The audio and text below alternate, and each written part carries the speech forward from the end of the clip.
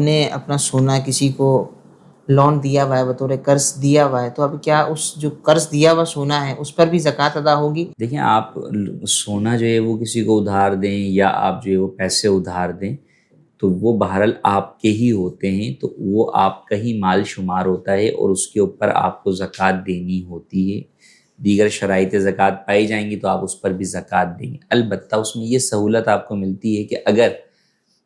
آپ جو ہے وہ چاہیں تو ان پیسوں کی زکوٰۃ اس وقت ادا کریں جب وہ پیسے آپ کو پورے مل جائیں یا کم از کم نصاب کے 5ویں حصے کی مقدار میں مل جائیں۔